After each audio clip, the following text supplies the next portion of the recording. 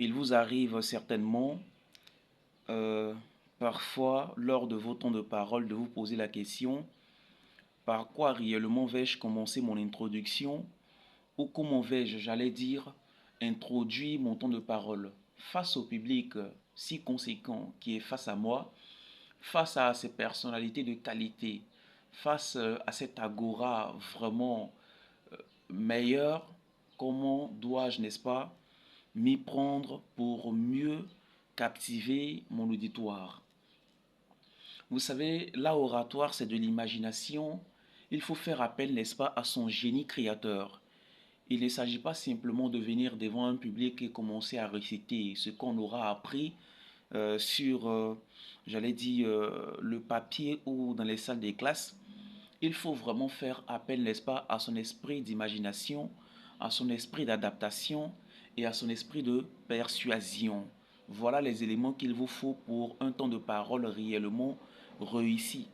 Alors pour ce faire, lorsque vous êtes devant un public, la première des choses à faire, c'est de faire ce que vous aviez eu déjà, euh, j'allais dire, de faire ce que vous aviez déjà pensé avant de venir devant un public. Ce n'est pas au moment où vous êtes devant le public que vous devez penser ce que vous allez dire.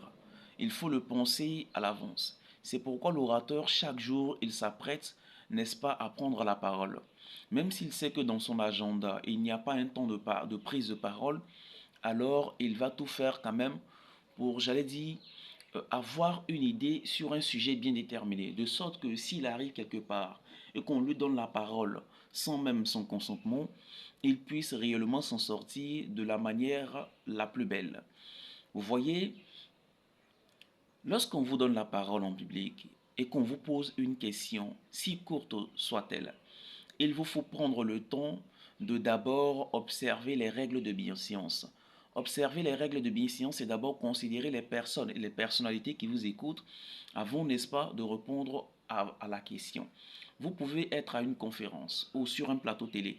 On peut vous poser la question, monsieur, tout simplement, que pensez-vous de l'inflation? Vous, en tant qu'intellectuel ou en tant qu'expert dans un domaine, vous n'allez pas automatiquement répondre pour dire que merci, monsieur le journaliste, l'inflation consiste à A. Non. Vous allez d'abord observer les règles de bienséance en commençant par ceci. Votre question a bien le mérite de la sincérité, je me suis penché sur elle et voici ce qui en ressort.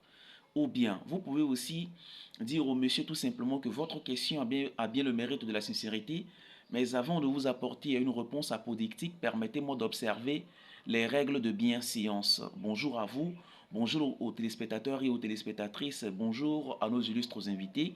Alors, la question que vous me posiez s'intitule comme suit. Vous voyez, vous faites tous ces détours-là en réalité pour vous permettre de mieux asseoir votre conviction. Abonnez-vous car ici nous parlons de l'art oratoire et de la prise de parole en public et nous vous expliquons régulièrement ce qu'il faut faire pour réussir votre temps de parole. Merci de prendre soin de vous. On est ensemble.